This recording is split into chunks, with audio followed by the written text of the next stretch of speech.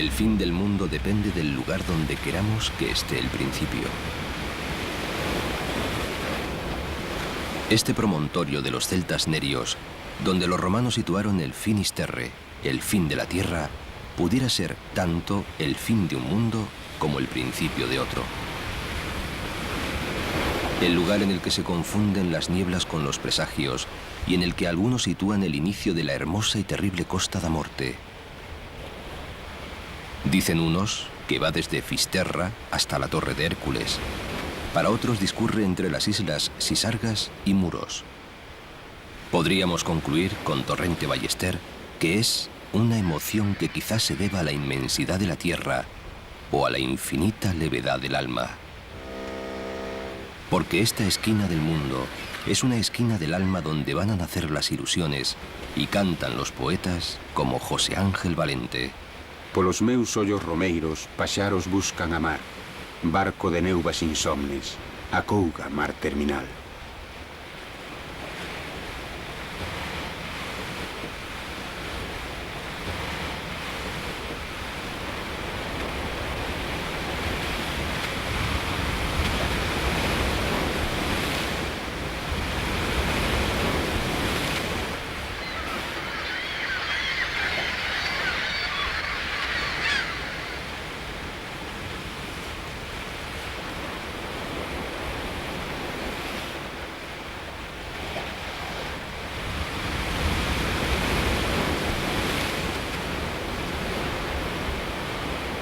Aquí, donde los celtas adoraban al sol y a las tempestades, las olas y el viento tienen muchas historias que contar. Que este era el Mar Tenebrorum, desde donde los celtas partieron a buscar el paraíso, donde adoraban al sol y a las tempestades. Que esta es la tierra de las tormentas. Tormentas en el mar y tormentas en el corazón de los hombres y mujeres que por aquí han pasado. O cómo el Petonciño y la Centola han destrozado en trágicos naufragios a naves de todo tamaño y nacionalidad que seguían un rumbo equivocado, o que nada podían hacer en su lucha contra los caprichos de un Atlántico embravecido.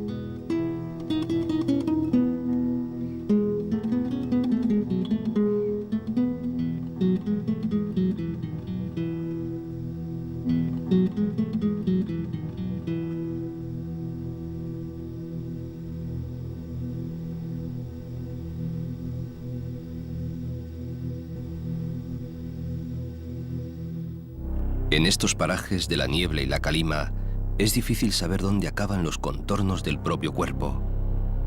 Por eso no es fácil distinguir entre lo real y lo soñado.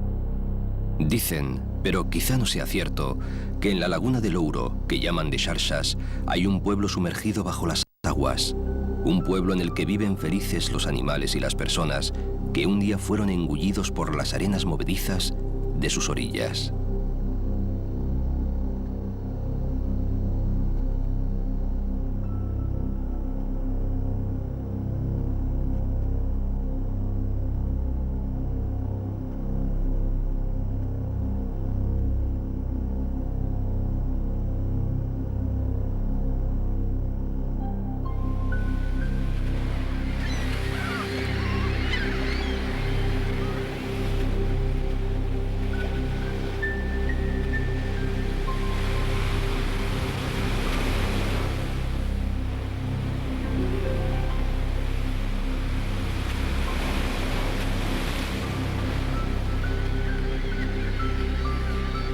En Carnota, las dunas de su playa alcanzan los 7 kilómetros de longitud.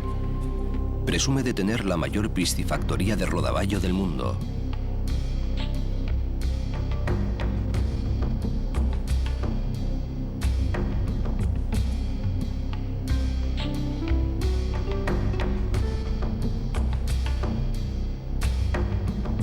Y el hórreo más largo de Galicia.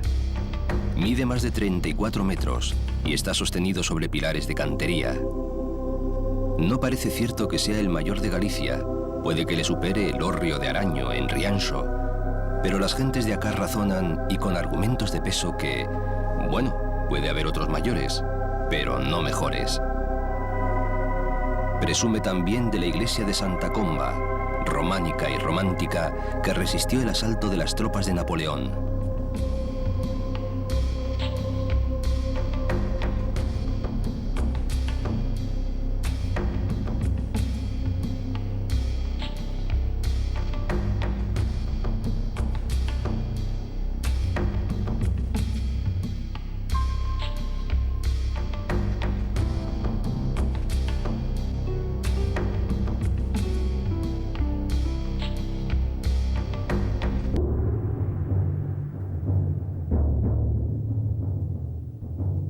Si los griegos tenían su mítico monte Olimpo, los gallegos, por no ser menos, tienen el monte Pindo, que se entrega bruscamente al mar en uno de los paisajes más impresionantes de esta geografía.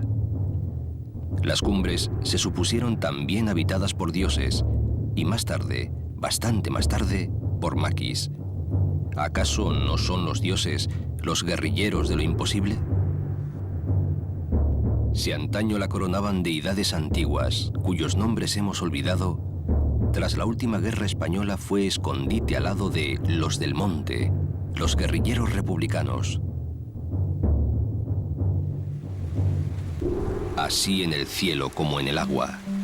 Igual que el monte Pindo se eleva hacia el cielo, la más espectacular cascada de Galicia se hundía hacia lo más profundo del Atlántico en un pozo de 16 metros de profundidad. Era la cascada de Ézaro, por donde el río Sallas llegaba de Dumbría y se hundía en el Averno. Hoy en día, la magia solo puede contemplarse en algunas fechas señaladas. El misterio se ha convertido en energía eléctrica.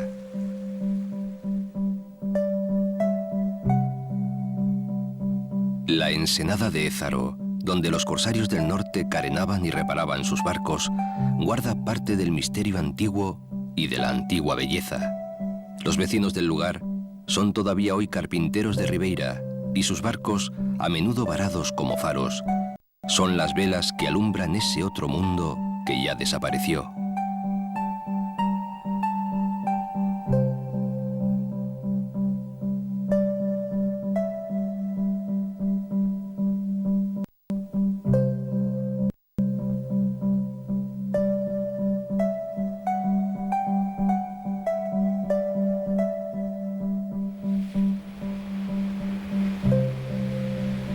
Igual que desapareció bajo las aguas de la playa de Gures, la bella Helena, mujer del capitán del Gran Liverpool, encallado en sus bajos. Cuando el marino vio ahogarse a su esposa embarazada, y a pesar de haberle ganado él mismo el combate a las furiosas aguas, no pudo resistir el dolor y se quitó la vida.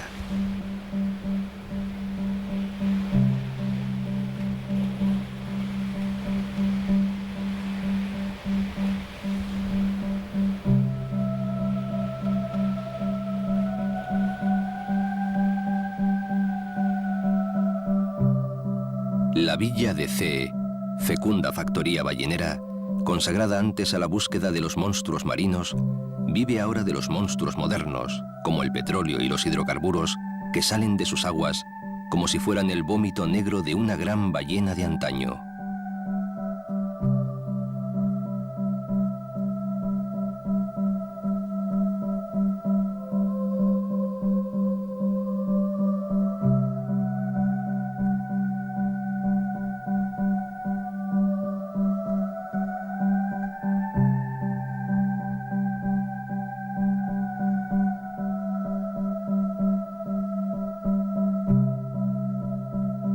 De todo mal la protegió y sigue protegiendo el Castillo del Príncipe, levantado en el siglo XVIII en honor del futuro Carlos IV.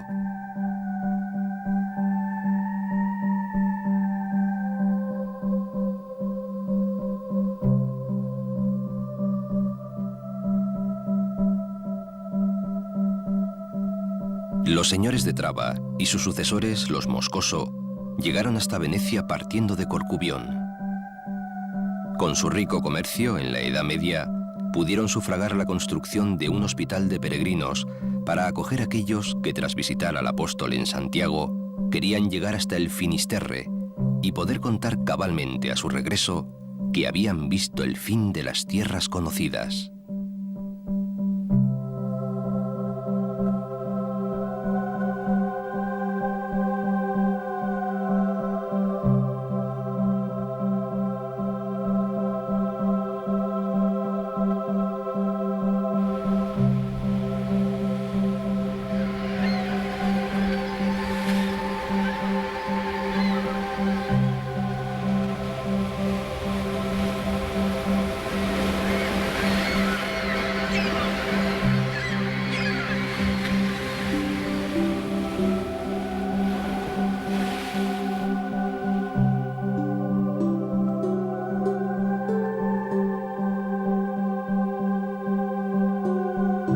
Fisterra se abre con 2 ensenadas de ensueño.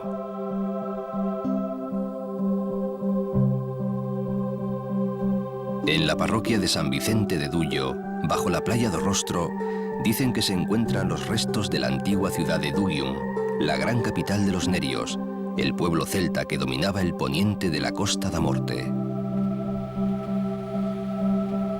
Como la Atlántida, la ciudad, que había atraído sobre sí la ira de los antiguos dioses, fue destruida por las aguas embravecidas y sepultada bajo ellas.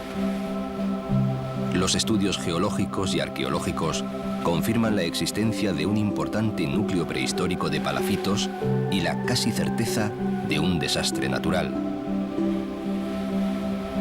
Una nueva ciudad, ignorante quizá de su espléndido pasado, guarda la tierra de los naufragios del esplendor del poniente, más allá del Cabo da Nave, el poniente más poniente de toda Galicia.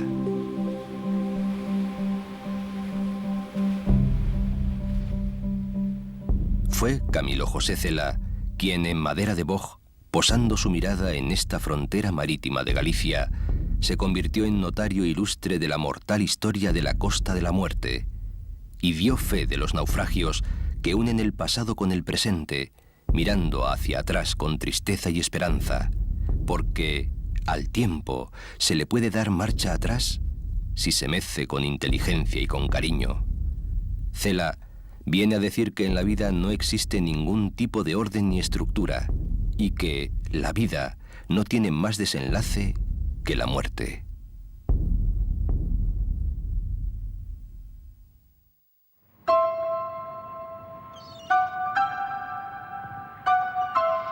No solo de belleza vive el hombre, pero en Fisterra casi se podría vivir.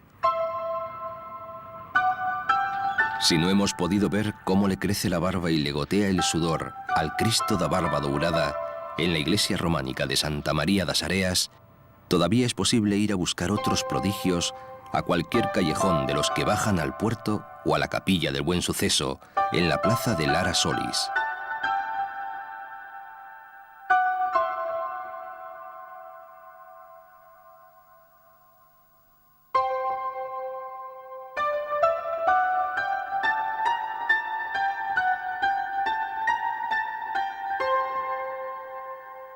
Quizá tengamos la suerte de ver llegar otro barco fantasma, como cuando los lugareños vieron el famoso Turret, navegando sin tripulación, hasta venir a dar sus entrañas al desguace de Fisterra.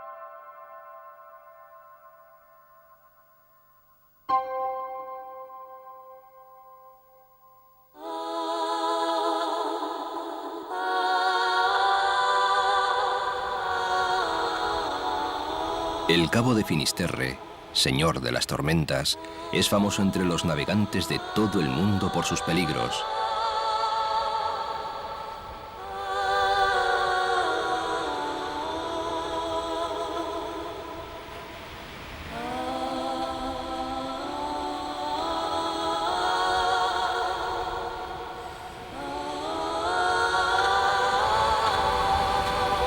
El Petoncinho y la Centola han conocido los naufragios más trágicos.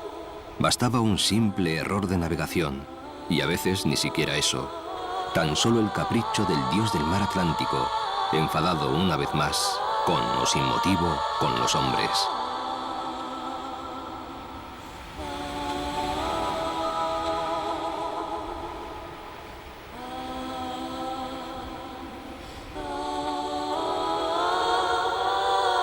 En el faro de O Semáforo, parece que de verdad se está en el fin del mundo.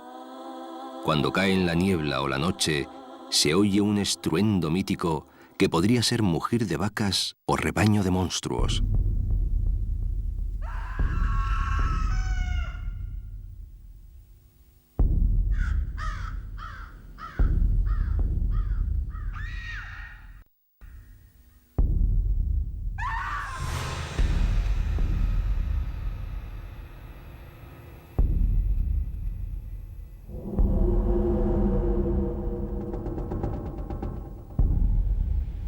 La niebla creció en el corazón de los romanos, llenándolos de terror.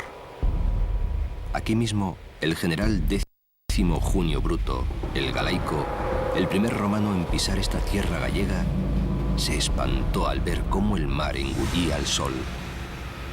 Quizá fueron sus propios miedos lo que vio, y desde entonces bautizaron a este mar como Mar de las Tinieblas, Mar Tenebrorum.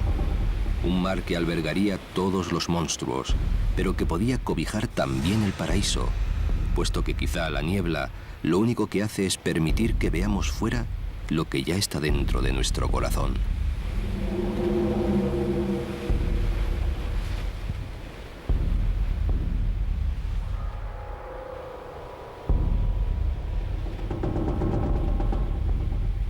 Quizá por esto aquí han venido siempre los peregrinos. ¿Quién querría perderse, después de adorar al apóstol, la oportunidad de ver el fin de las tierras, de imaginar lo que hay más allá de este mundo y sus limitaciones?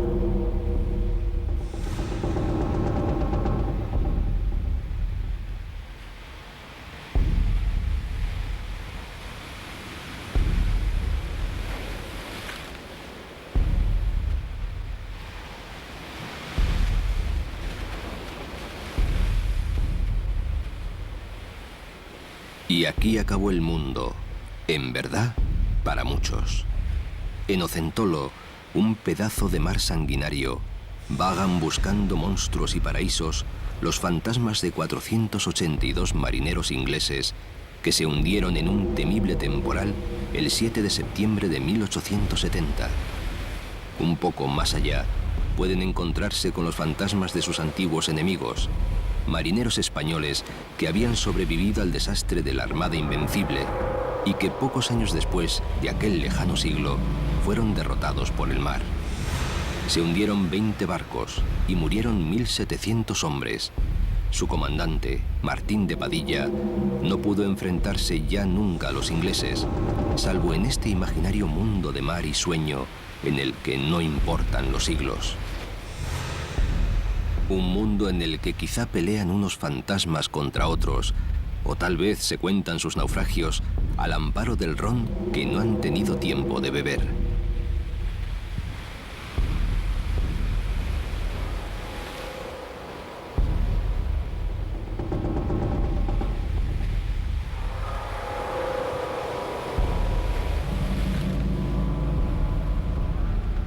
Tan cruel es este mar que los lugareños le desean que se case, por ver si la dulzura del lecho suaviza sus aguas. Mar de rostro, si te casaras, te ablandaras.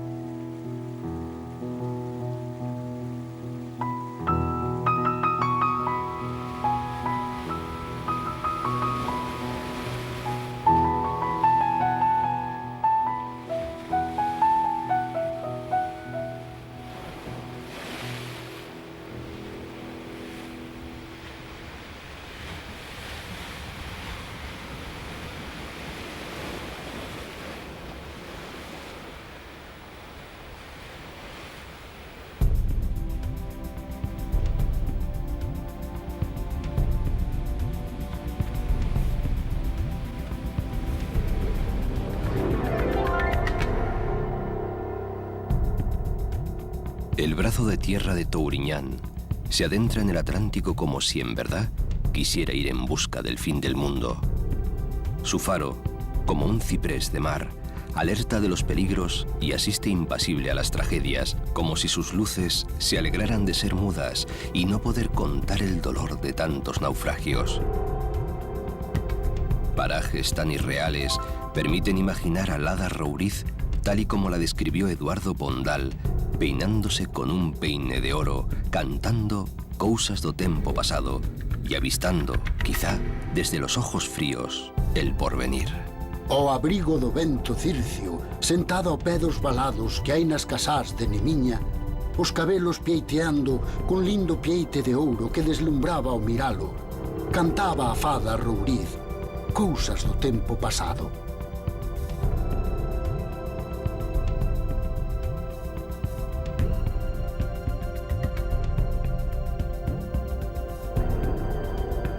Muxía nació como fundación del monasterio de Moraime en el siglo XII. Destruida por los normandos y más tarde por los piratas sajones, fue restaurado gracias a una donación de Alfonso V, rey de Galicia, que vivió en este lugar durante su niñez y ya no pudo olvidarlo. Decía Rosalía de Castro: Ramo de froles parece, Muxía das altas penas, con tanta rosa espallada, naquela branca ribeira, con tanto carabeliño, que reloxean tras areas.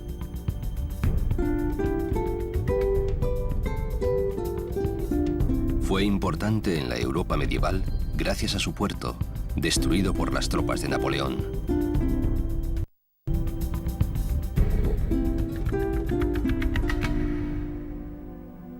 El santuario de Nosa Señora da Barca es el más antiguo de Galicia y quizás el más importante. Nosa Señora da Barca ten o tellado de pedra. Ben o pudera ter douro, miña virxe, si quixera. Dicen que hasta aquí llegó la Virgen María en una barca para animar al apóstol Santiago en la evangelización de Galicia, que avanzaba muy poco a poco. 3 piedras marcan ritos más antiguos que el cristianismo en este lugar que ya era sagrado para los celtas. La piedra de Avalar es una piedra oscilante en la que quedó convertido el barco de la Virgen. Si un devoto consigue moverla, atrae la buena suerte. Muy cerca, la Pedra dos Cadrís sería la vela de la barca. Es curativa. Los reumáticos y los que padecen del riñón pasan por su hueco y esperan quedar curados. Hay una piedra más, que sería el timón del mítico bajel. Tantos poderes mágicos confirman el carácter precristiano del lugar, que la Iglesia santificó, según era su costumbre, construyendo una ermita allá por el siglo XII.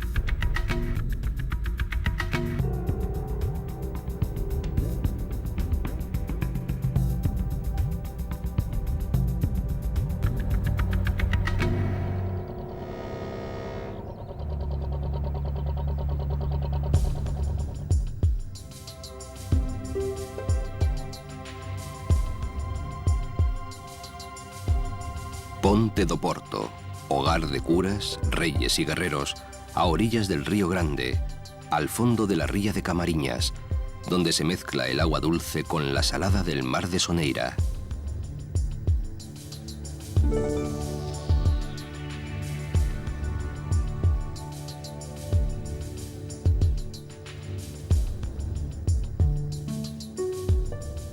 Del esplendor de tiempos pasados, cuando cientos de barcos remontaban la ría, quedan la belleza bucólica de las aguas y las embarcaciones de recreo que parecen dispuestas a partir en busca de otro mar y de otro tiempo.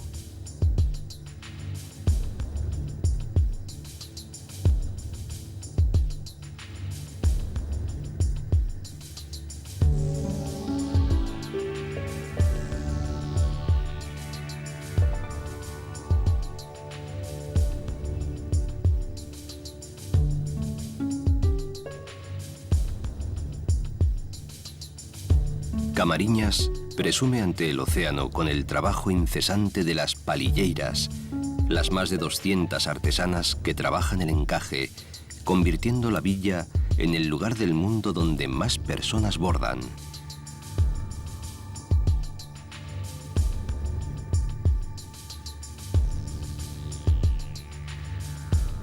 Y cuando llega la pesca, un aire de fiesta se engancha en los jirones más risueños de su alma marinera.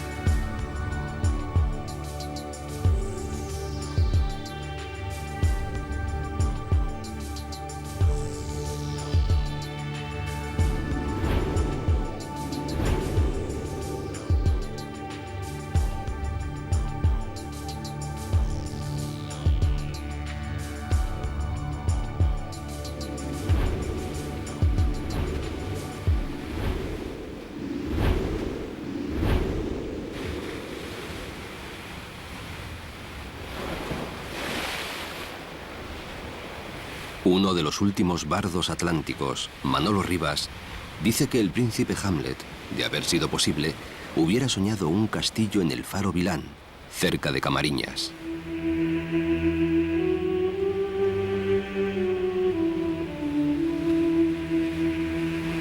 Aseguran que no hay faro en Galicia cuya luz llegue más lejos que la de Vilán. Fue el primero de Galicia con suministro eléctrico, defendiendo a los barcos de las escarpaduras de la costa de Soneira y de los peligros ocultos bajo la espuma lujuriante de las olas.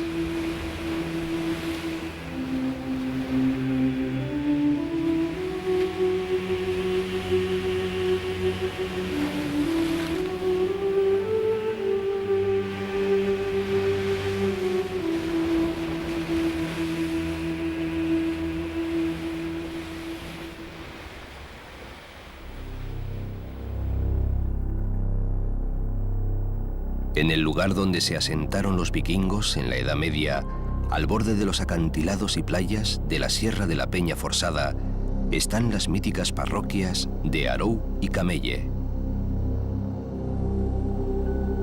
Camelle fue la capital del dolor, el lugar donde convivían los náufragos con los representantes de las compañías de seguros, el personal de aduanas y los cónsules de varios países. La leyenda negra relacionaba el altísimo número de naufragios en la Costa da Morte con la práctica de la piratería de tierra, que es una realidad histórica. Actuaron en las tierras celtas de Bretaña, Irlanda, Cornualles, Gales y Galicia.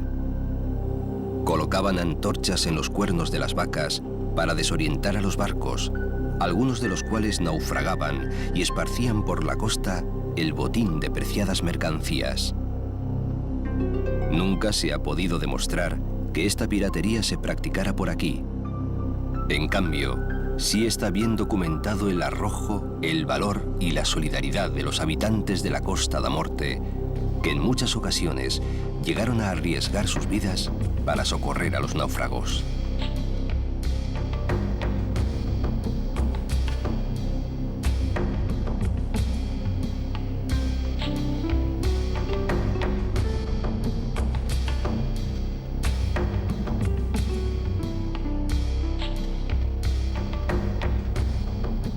Traba es la antigua corte y hogar de los condes de Trastámara, señores de tierras y hombres desde Ribadeo a Fisterra y artífices de la vida política del Reino de Galicia. En su largo arenal, de más de 3 kilómetros, se realizaban las justas y los juegos de los reyes. Quizá, debajo de sus dunas o su lago, está la pecadora y mitológica ciudad de Valverde, que como Sodoma y Gomorra fue castigada por el apóstol Santiago a ser anegada por las aguas a causa de los pecados de sus habitantes.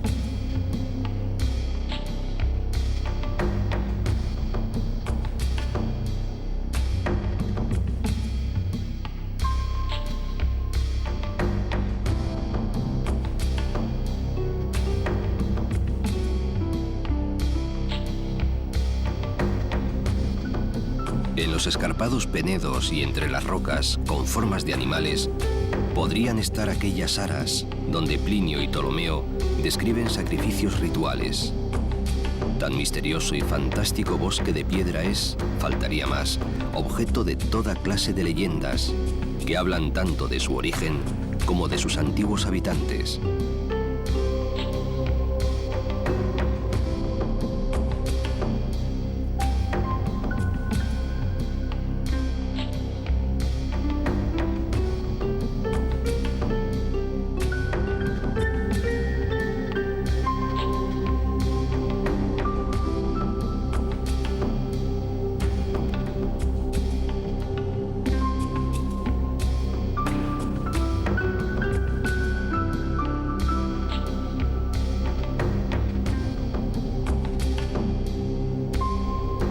Desde Traba, la salida al mar más próxima para los poderosos señores de las tierras ártabras era Lashe, antiguo puerto pesquero y hogar de comerciantes.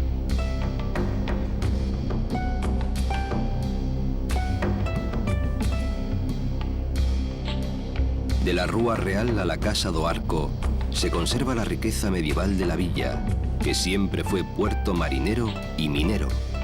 Aquí se cargaba el caolín que llegaba desde Nande hasta la terrible llegada de la Revolución Industrial.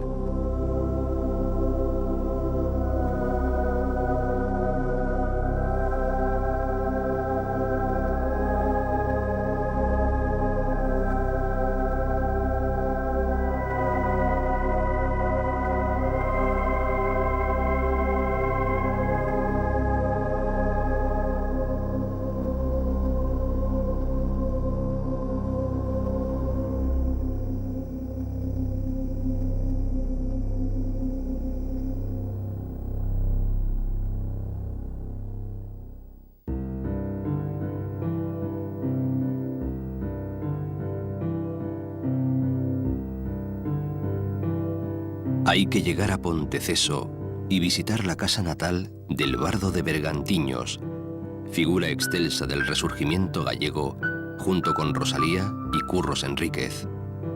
Su nombre era Eduardo Pondal, y él, y no otro, es el autor del himno nacional gallego. Aquí nació, a orillas del Anllós, en 1835. Eu nacín en agreste soedade. Eu nacín cabo dun agreste outeiro. Pra onde o Anllóns, con nobre maxestade, camiña ao seu destino derradeiro. Eu non nacín en vila nin ciudade, mas lonxe do seu ruído lisonxeiro. Eu nacín cabo de pinal espeso. Eu nacín na pequena Ponteceso.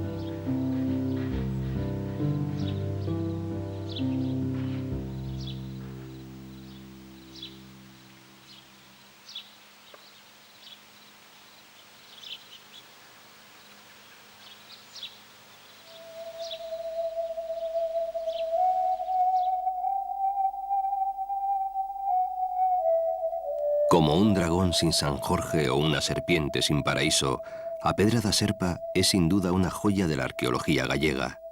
Al grabado prerromano de la serpiente, para evitar tentaciones paganas, se le impuso una cruz de piedra que la aplasta como si la hubiesen matado para siempre.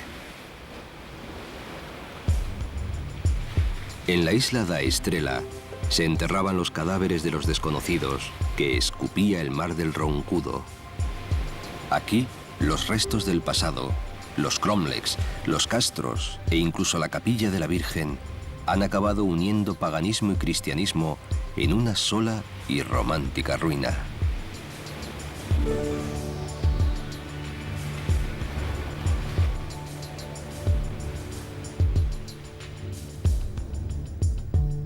Gorme, la capital mundial del percebe, se asienta en otro de los más emblemáticos cabos de la Costa da Morte, el Salvaje Roncudo.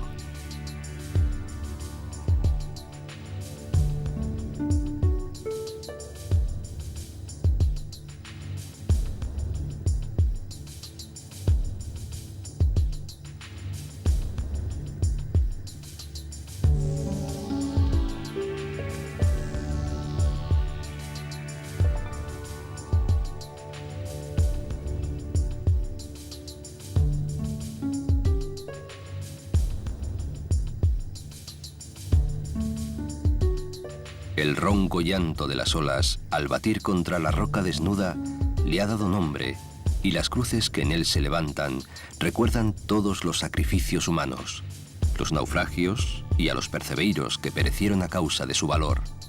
Porque es desde esta punta que hombres intrépidos se descuelgan acantilado abajo en busca del percebe, el oro del mar. Y el mar no siempre se deja arrebatar su tesoro.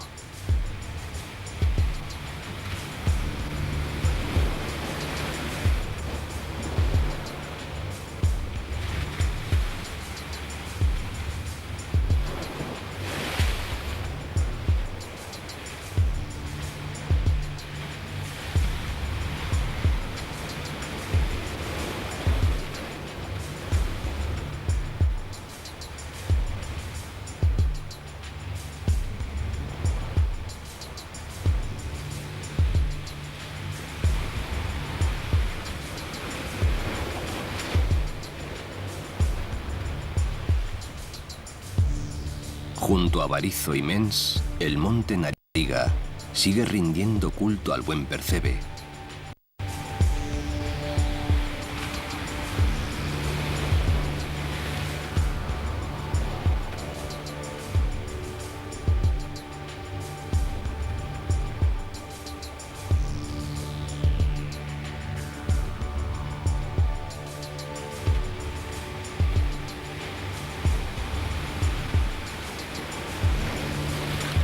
Desde 1955, aquí se yergue este faro en forma de buque que navega por el paisaje, acompañando a los miles de cargueros que surcan la Costa da Morte.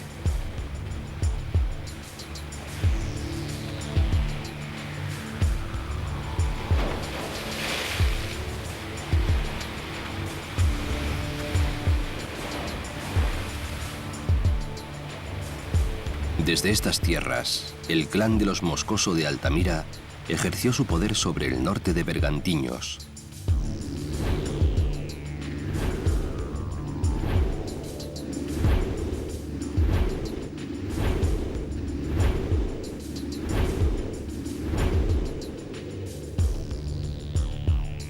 La costa rocosa, defendida por los acantilados, fue antiguo bastión de los celtas y se dice habitada por los mouros, fantásticos personajes subterráneos que reciben tantos nombres en la mitología celta.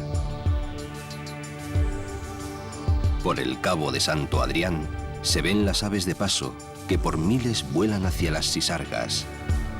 A Eduardo Pondal, el bardo de Bergantiños, se le fue el corazón tras ellas. E van en ringleira gritando e voando en demanda das illas Sisargas. Eu noto reparo. Ah, quen fora como elas tan libre. Libre, como las islas Sisargas, islas desiertas a una milla del cabo de Santo Adrián, frente a Malpica. Ocupadas hoy por las gaviotas, los cormoranes y el farero, que durante 15 días seguidos tiene que permanecer en la isla. Sin embargo, antaño, las tres islas, la Grande, la Chica, Malante y sus islotes, estaban poblados por hombres y mujeres que no temían ni a los corsarios ni a las tormentas.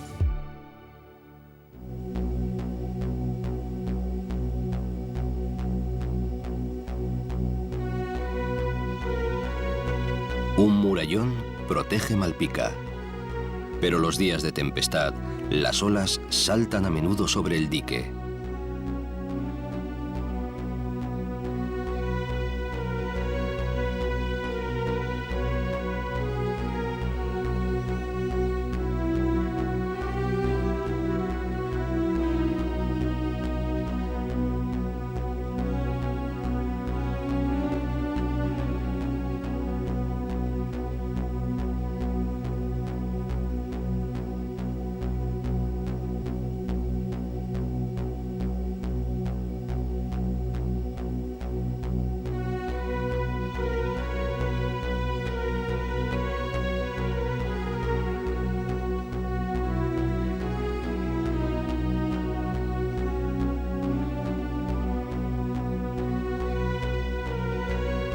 El mar de Malpica es famoso por sus enfados. Es agua que ruge como un león. La propia villa es como un barco a punto de zarpar. No en vano dicen que antes era una isla que se iba arrimando a buen puerto hasta hacerse tierra firme.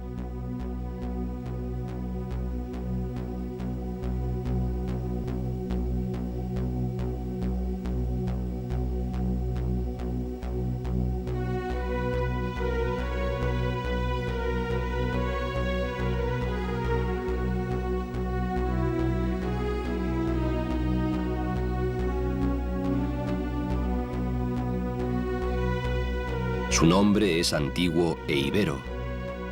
Mal significa altura o dominio, y Pica se refiere al monte Atalaya, señor de este istmo.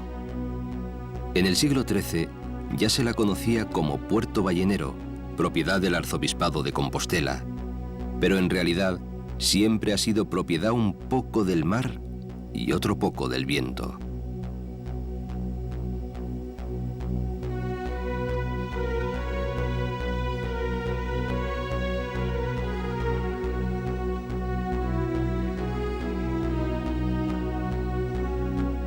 Caión, en las tierras de Caracha, ya era citada por el licenciado Molina en el siglo XVI como famoso puerto ballenero.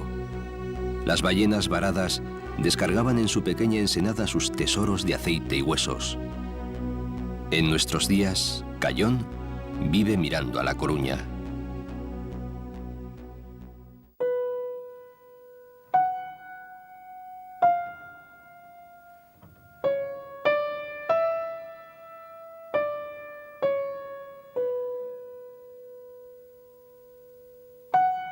El único faro romano que aún funciona en el mundo. El legendario Faro de Hércules, símbolo de Coruña y de Galicia, levantado, según Alfonso X el Sabio, sobre la cabeza enterrada de Gerión, muerto por el mitológico héroe. Por entonces señalaba el emplazamiento de Brigantium, la ciudad de los Ártabros. Y dicen que aquí se guardaba un espejo en el que se veían todos los mares y todas las costas, el Ler de los celtas.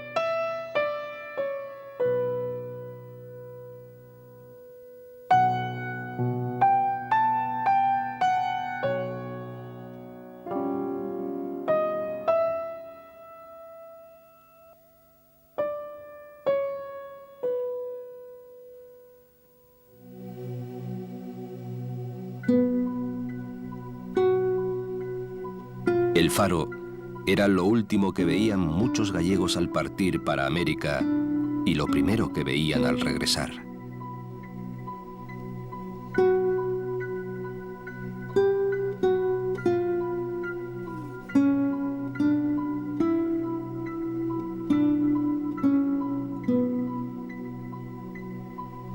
Dice la canción popular: No sé si entrar en La Coruña de noche o hacerlo de día. Y es que A Coruña, que es a cidade por excelencia, es también mucho más que una ciudad. Una filigrana de piedra y cristal entre ensenadas, playas, dársenas y mar.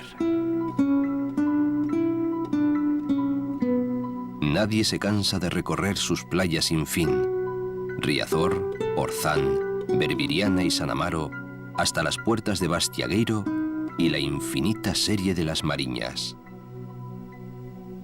Puerto de primera categoría en Galicia y en el mundo, por él se fueron y vinieron las gentes y las riquezas de esta tierra. Desde el siglo XVIII, con el Consulado del Mar, Coruña se convierte en Coruña. Sus galerías blancas corren junto al agua intentando apresar las olas con sus ojos. Balconadas con vidrio y celosías de madera, hechas por los carpinteros de los barcos que se han convertido en seña de identidad.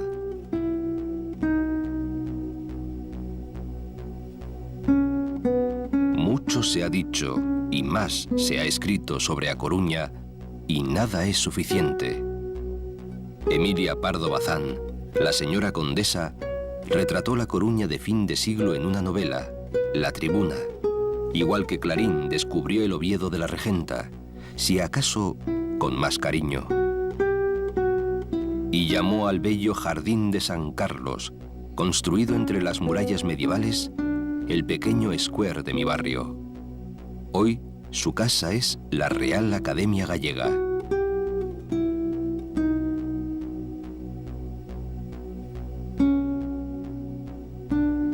Pero no es la única mujer famosa de esta A Coruña guerrera. María Pita, la heroína que batió al pirata Drake y los ingleses, es otra de las coruñesas más queridas.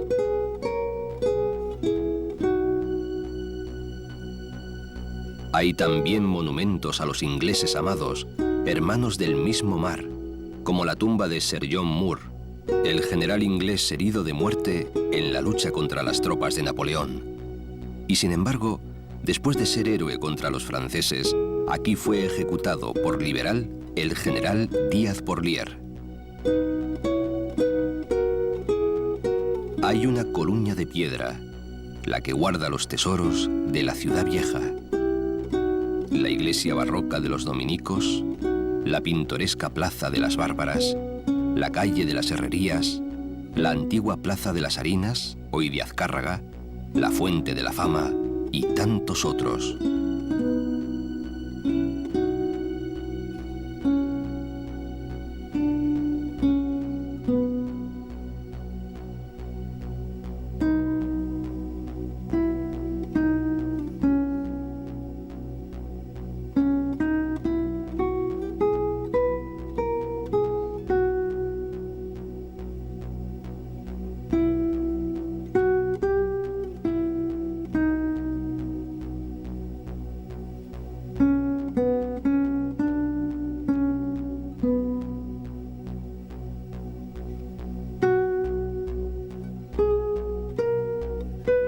Y hay otra Coruña de agua y de cielo, hija de Hércules, pero sobre todo, hija del mar.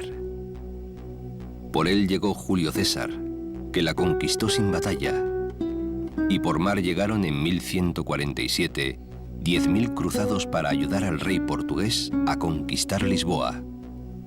Por mar partió Pedro I para solicitar la ayuda del príncipe negro, y por mar llegó también el duque de Lancaster con sus guerreros, pero ni por tierra ni por mar pudo someter a Coruña.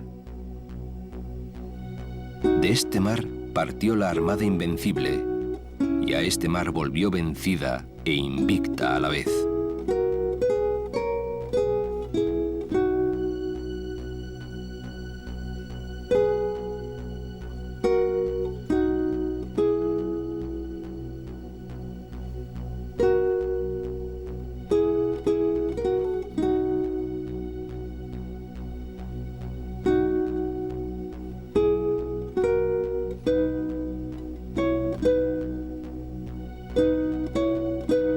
A Coruña es el puerto por donde tantos gallegos partieron a América y por donde siempre soñaron volver.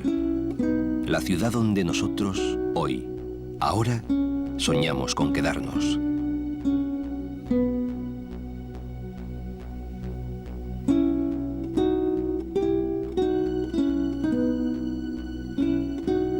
Dicen que no solo de belleza vive el hombre, pero en Galicia casi se podría vivir.